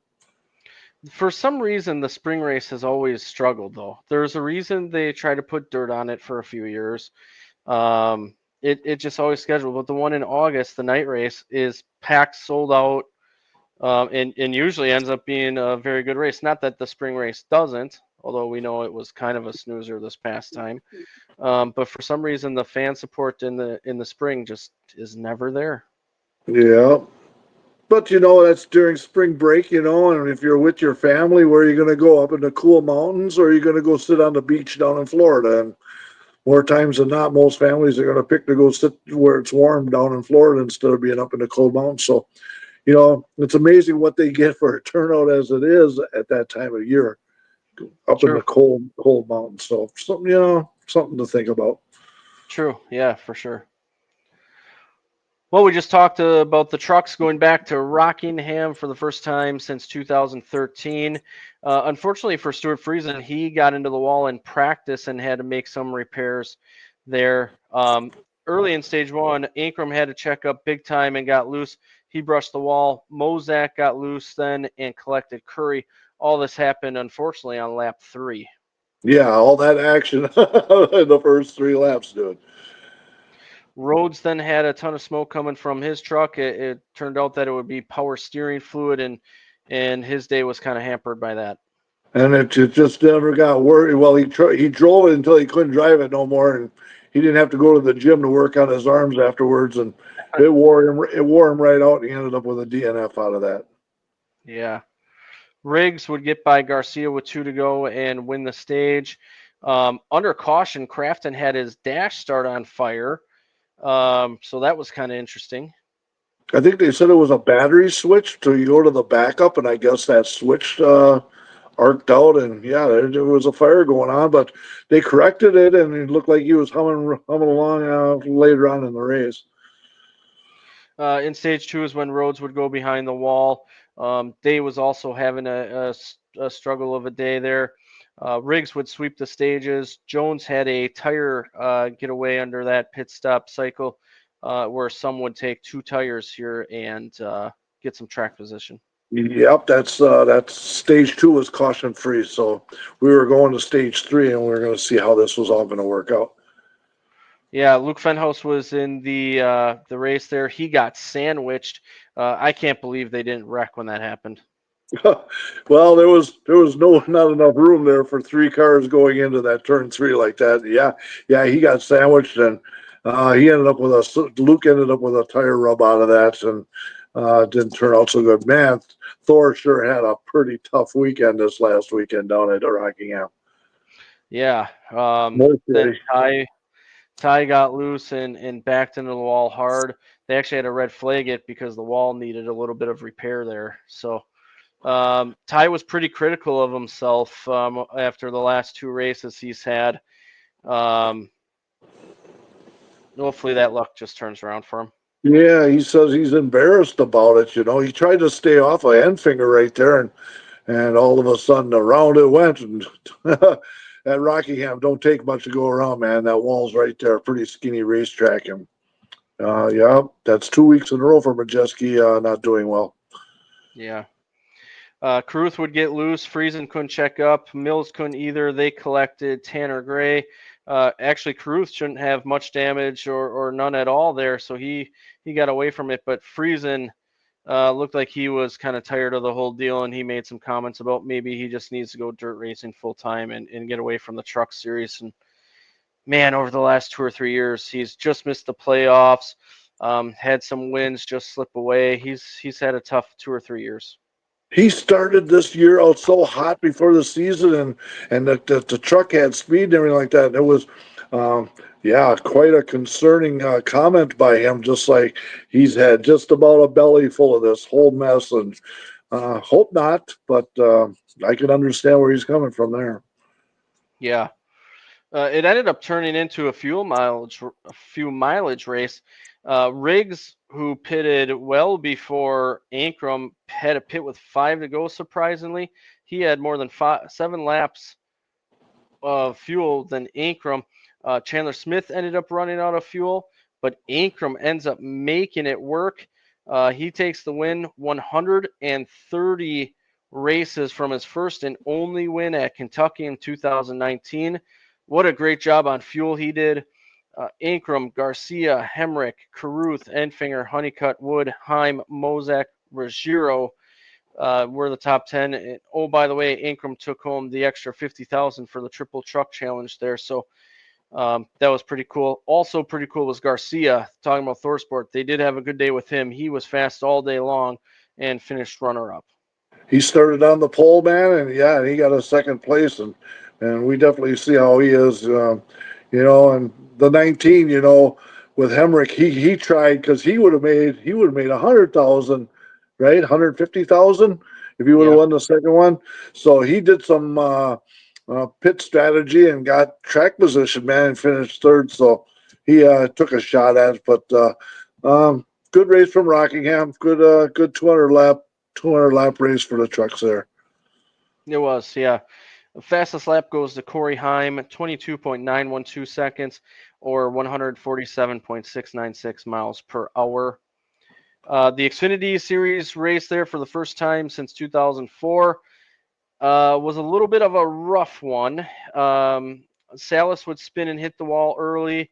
Then Leg was getting lapped, and Sawalich made some contact with her. Leg would spin into Casey Kane and then also hit the wall coming across the track. And then Love and Zieta would make some contact on pit road there, but we kind of already talked about that Leg Sawalich deal. That was it was just unfortunate. It was just wrong place, wrong time. She was trying to give room. Sawalich kind of slid up the track a little bit. She was slow. He was fast. Just a tough deal. All the way around. Yeah, we talked about it, that she was kind of in the groove, and Sawalich, some people say he doesn't have the most experience either. And Casey Kane, man, he had nowhere to go. But boy, they kept their head down, man. They fixed that car, and it was still fast afterwards from taking a hefty hit like that. It was, yeah. Sanchez would win the stage by staying out, but had to come back down pit road twice to tighten a wheel there under the stage brake. Ryan Sieg also had to come back to pit road after it got going green with a loose wheel. Then Silich had a tire down and had a pit, and Bonsignor got really loose and put Creed into the wall, unfortunately.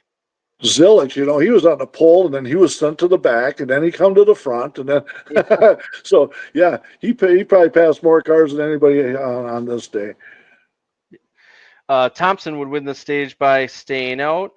Then Poole and Azieta, Sawalich were 3 wide, and it doesn't work. So Sawalich spins and makes some contact with Williams. Yeah, that Thompson, that was his first stage win also, and so yeah, there was a whole bunch of strange drivers up, because there was pit strategy there where everybody pitted, but the ones that wanted the stage points stayed out there for that second stage. Then something surprising happened. Retzloff was off the pace for a little bit. I thought he had a tire down, but he ended up staying out there. Emmerling would go around shortly after this happened and hit the wall, but Retzloff slightly off the pace there coming out of the corner. Something with the right front tire on that. So yeah, that was something going on there. It was a kind of a mystery. Bonsignor would spin and hit the wall. Then Kyle Sieg spins. Ellis got collected with some contact from Clements. Perkins would blow a tire and hit the wall. And this is where strategy started coming into it again. 7th on back, some of those started pitting, but Sanchez would make some slight contact with Bilicki. Yeah, there really wasn't that much fall off on these tires, man. So that's where you got a little strategy that was thrown in there. Dye would go around. Looked like there was some contact from behind there. Kane and Bilicki get a piece of that as well. Love was just about to pass Ryan Sieg, who had done a great job to that point, hanging on to the lead, but the caution came out and put Ryan Sieg back to the lead. However, he would stall under caution. Yeah, so we were everybody was running on fumes at this point, man, trying to make it to the end. They would restart with 10 to go, but wreck big time due to cars running out there. Elgire, Sanchez, Jones, Quapple, Eckes, Green, others involved, and the red flag would come out there. Yep, couldn't make it without a red flag, man. Yeah, once when Mayer started on the front, and then they went to the back, and then they all wadded them up down the back stretch, and more red flag, man. So I think what was just came back with a green white checker, didn't we? Yep. After the red flag, that's where Mayer started to run up, and they wrecked just in front of him. But he would get collected in that coming back through after he got going. They wrecked. Zilich got loose when he was 3 wide and spun, got into Mayer. Then multiple drivers were collected again. Another red flag would came out. And by the way, here Taylor Gray would be second to Sammy Smith, and didn't they have a disagreement just a few weeks prior? But they were racing close to each other, and they behaved, so it was good. Yeah, we definitely kept an eye on it. Yep, for sure. Jesse Love would go on and cross the line first over Sammy Smith, Retzloff, Harrison Burton, Poole, Taylor Gray, Hill, Williams, Jeb Burton, and Dye. However, Jesse Love would be disqualified. It was a rear suspension violation. It was violating Rule 14.14.2.I-5H. That's kind of half joking on my part, by the way, which reads all mating surfaces between the truck trailing arm and the U-bolt saddle must be in complete contact with each other. Bonsignor also got DQ'd for having 3 or more loose lugs. So that put Clements into the top 10 there and declared Sammy Smith the winner. And so then they appealed that, Childress appealed that, and that came out late this afternoon, and that was denied. So You know what? There's $100,000 on the line there. Got taken away from the 2 team in Childress, and that lands right with Sammy Smith. So he wins the $100,000. So that turned into a really a big deal. Well, Sammy Smith won the $100,000 regardless because Jesse Love wasn't in the dash for cash, so that did not matter. But Sammy did get the win there instead of Jesse Love. So unfortunate, you don't want to see that happen at the racetrack. No, so it was when Love won the race, he got out, and all of a sudden the car went into neutral and it rolled down the track and smacked the wall, and unfortunate for them, man. So, so they tried to appeal and they got denied. And I kind of had a feeling that was what was going to happen out of that one. Jesse Love did have the fastest lap of the race, but with him being disqualified, they really haven't said how that's going to be applied. So I don't have any information there, but we'll see what happens, I guess. You think they'd give it to another guy, but I don't know. All right. It probably moved. I'm going to guess probably Sammy Smith was the next fastest at the end of the race going forward on a green-white checker. But I have not seen anything as to how that will be applied. But it definitely did not go to Jesse Love, I believe. So it sure looks like Rockingham was a success, and it's going to come back there again next year. Not with Cup just yet. We'll see what goes, but it sounds like Rockingham's going to be on the schedule again for Xfinity and trucks. At least that's the rumor going forward. Big crowd. They supported it, even though there's only 30,000 seats, so they sold it out. Big deal, whatever. It looked sharp, looked great. Super weather. The track sure wasn't as bumpy as it used to be. Remember in turn 3 and 4, it was, there was a lot of not level racetrack there. And, the track looked great.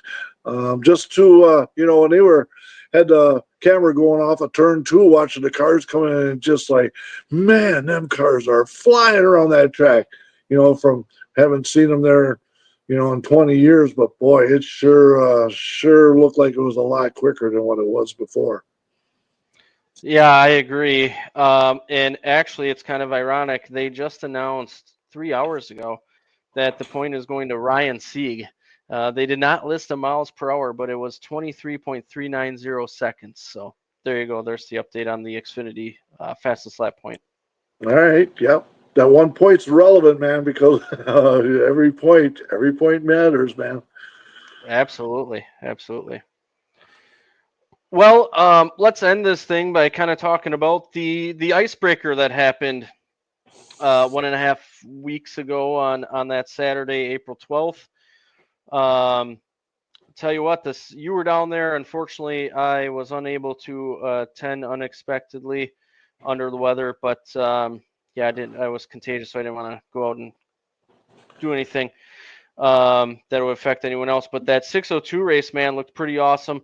Danny Church Jr. would take the win over John DeAngelis Jr., John Lemke, Dennis Prunty, Ethan Rose, Billy Braun, John Reynolds Jr., Bobby Wilberg, Nick Schneider, and Brian Johnson Sr. And just look at the names on that list, man. Absolutely, man. And they put on a hell of a show. That was an awesome 602 feature right there. The Midwest Trucks for the icebreaker was caution free, which was great to see. Grant Griesbach ended up taking that one home over Chester Ace, Nick Van, Brandon Reichenberger, Parker Kane, Jeff Holtz, Maxwell Schultz, Danielle Bain, Cody Vanderloop, and James Swan. Yeah, speaking of James Swan, he got in the middle of the race, and there was a whole bunch of bumper tag going on. I don't know how that whole group saved it, man, and kept right on going. And yeah, so we got a caution-free truck race, but there was some banging and tough short track racing. All good stuff, though, man. And yeah, Grant Griesbach, man, quite popular win right there. Absolutely. The Icebreaker 100 then to cap the day. Luke Fenthouse, who has a ton of success wherever he goes, but Dells Raceway Park for sure, one of his best tracks. He would take it over Tristan Swanson, Johnny DeAngelis Jr., Ryan Farrell, Casey Johnson, Jordan Devoy, Penn Sauter, Mike Litchfield, Bobby Kendall, and Randy Sargent. So there was a lot of good patience that was going on there. Once again, it ran great. Two lanes to drive in. Luke was patient. He didn't like being up on the top side. Finally, when he got a sniff of that clean air, man, then it was on, and Luke took that. Talked to him afterwards, interviewed him, and after I got off camera, I said, you probably needed some place to go lay down and get some rest, dude, because he drove. After he got done with the Bristol race down there, he drove all the way back up to Dells with no sleeping. Wow. To be young again and do that would be awesome. But, yeah, Luke sure figures out how to get around the Dells, man. It was impressive. Yeah, it looked like an awesome day. Anything you want to add about it being there and seeing it in person? It was super weather, man, and there was actual the late fans coming in were parking across the road at residents, and they were actually paying to park there. I've never heard of that happening before. The place was just absolutely packed, and it was well worth it, man, because the whole day was just super. What a way to kick off the late model season asphalt. So. Yeah, couldn't get much better than that, man, just to start the season. It's good things are going to be happening through the whole schedule and through the whole year, man, just by the signs of that one right there. I hated that I had to miss that, man. Dells, we've talked about it on here many a times, just puts out some great racing, true groove track. Gary does such a great job with that, and his team, great food, great atmosphere. Great hospitality all around. hated that I had to miss that. But can't wait to get back down there the next time for sure. Yeah, that's for sure. And hey, the night before I was over at Gravity Park to start their season out, man. And wow, they had a whole bunch of cars there, 5, 6 different divisions that were out there. And that little bull ring, man, they rip around there. At the end of the night, though, it was getting pretty cool out, man. Had to have the woolies on. It was a cool night, and my truck was downwind. So when I went out to the parking lot, I owned a brown truck instead of a gray truck. But they wash that dirt, before the races start. So that's all good, clean dirt. So it all very nicely blew off on the way home. But that was very enjoyable out there at Gravity Park that night too. Sure. Yeah. It looked like a good evening there as well. Boy, you're heading to some places this weekend too. You're heading to Slinger, and who opens up their season on Sunday, and Beaver Dam. Going to Beaver Dam, they got the Glenn Hefner memorial. I seen the trophy that's there. It looks really good. The Dirt Kings are there, and we're going to have some midgets and sprint cars, and we're going to sling some dirt. And it looks like it's going to be an awesome day. Hopefully, we don't get too much moisture here on Thursday here, but that looks really good. And then Jerry the Bear Parisian. Right? I think I pronounced that right. Hope I didn't cut that up too bad. Big time Wisconsin Challenge late model show down at Slinger. I'll tell you what, seeing a lot of good things down there. The Dassaults are working around the clock, man, and they're doing improvements, and looking forward to see what's all going down there. And I put a post out there. Let's see if we can pack the house. Let's all go down there. And it's supposed to be just a gorgeous day on Sunday. There's no reason why we can't go down there and support that event. So I'm looking forward to that one too, there, dude. Yeah, I'm not sure I'm gonna be able to make that one. We'll see. Sundays I have to really plan ahead on, like I said before. But I tell you what, the Dassauts are great people. The Thielens are great people. The Dassauts have put in a lot of work to make this go. If you are able to, please go and support Slinger. Make support the Dassauts. They deserve it. Can't wait to see what that place looks like. Can't wait to get back down there. They're great people. Go out and support them. Hoping to have them on next week on the podcast too. So can't wait to hear how that Sunday goes for them. Yeah, if we can slow them down for just a little bit to take a little time on to just enjoy it for a little bit. But let's see how it goes, man. I'm looking forward to Slinger. We love that place, and let's have a big crowd down there, and we'll have a really awesome Sunday down there. For sure. No doubt about it. Who needs to watch Talladega, right? I'd rather, do the local stuff, and we can always catch that Talladega and wait for the big 25 car pile up that we see every time. So, say this is really great, but I'm glad we don't do this all the time. So, but anyway, looking forward to the short track season, man, getting it going. Yep. Couldn't have said it better myself. So, speaking of not watching Talladega, I will give the TV schedule here though. Friday, 3:00, ARCA practice, 4:30 on the CW app, Xfinity qualifying. It'd be in the 80s with 45% chance. So Friday could be iffy. Saturday, 9:30 on Prime Video, Cup qualifying. 11:30 on FS1, the ARCA race, 76 laps there. Looks like they have a great field going down to Talladega. I know Cletus McFarland is back in the car, and he's been doing some pretty cool stuff with Dale Earnhardt Jr., so hopefully some more eyes are on the ARCA series.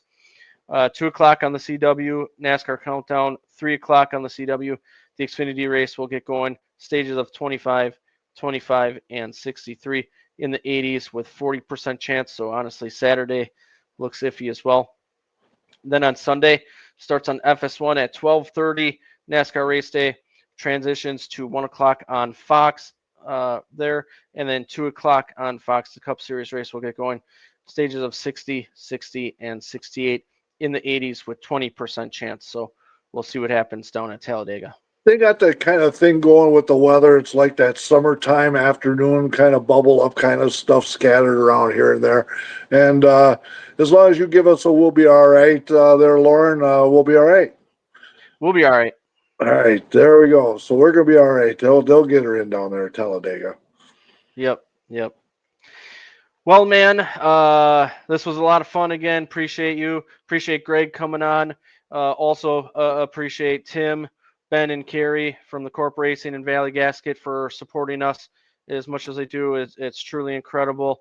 Thanks, everyone else, for your support as well. It just absolutely means the world. And hey, man, have a great weekend down at Beaver Dam, Slinger, and we'll talk to you soon. I just want to know who your picks, man. Who you want to pick at Talladega this weekend? Jeez, I mean, you swept me this last week because I had a power steering issue with with Rhodes, and that just destroyed my day there. And then Mayer was gonna do well. You had Kane, and then somehow Kane had that record. Still, you beat me with that one. So, if you're talking about embarrassing, that was one that kind of I didn't appreciate that. So, anyway, we got two picks here. Yeah. So so I get the first pick at the Xfinity. Who won there last year, man? That would be Jesse Love. Well, I'll think that's just exactly who I'll take. Even though he just got penalized, that's going to give them even more incentive to get the job done. So we will take Jesse Love. That was going to be my first pick there. But I will take, since you didn't, I'll take Austin Hill, one of the best super speedway races. So racers, I should say. So we got the RCR drivers going against each other. We got teammates, and I bet you we're going to start on the front row. How much you want to bet? Yeah, I bet. For the Cup Series, Tyler Reddick is the defending winner. You are killing it in the Cup Series over me once again this year. I will take Brad Keselowski. Always runs great at Talladega, man. It seems like that's the only place they can find speed. Dude, I gotta go with a Ford, and I gotta go with a Penske, and I like, which three do I want to take? And man, I'm gonna throw Ryan Blaney. I think Ryan Blaney's due and to get the victory. So that's the one that I picked out, and that's the one I'm gonna stab at you. Should be a great battle between us this weekend. I need to pick up some points. So it's funny you mentioned that Kane thing, because it's like you and I could almost call it out. When one of us has an early incident but stay in the race, it's almost like if you have the other driver that's clean that point, what's going to happen in the last 20 laps that's going to make me lose this race. And the whole time I thought, Kane's going to get a point here. I just know it. And sure enough, and I'm sure you had that same thought. Yeah, when Mayer said, "Oh, we're 5 laps short," and we got all them cautions thinking this will be just fine until all of a sudden they took off from that restart, and he was shaking back and forth, and I got piled up and just like, yep, okay, that's why I hung around to see that. So unfortunate, but anyway, 2 DNFs this week. That hasn't happened to me since the Daytona first week. So gotta get her back up on the rails and get her started up again. Now you'll go on another run here and be good, I'm sure. Well, we'll see. That Childress Xfinity race between you and me, man, you can flip a coin on that one. That's true. Yeah, for sure. So. All right, man. Well, somehow I almost forgot that. Thanks for picking that out, helping us make our picks there. Should be a fun weekend to watch. But again, thanks, Greg. Thanks, Tim. Ben and Carrie. Mark, thanks to you, buddy. Thanks everyone else for your support as well. And have a great weekend doing whatever you're doing. I know we got the draft up here in Green Bay as well. But Slinger, Beaver Dam's running, some other tracks are running, Talladega. Hope you enjoy it. And hey, we'll talk to you soon. All right. We'll see you at the track. See you there.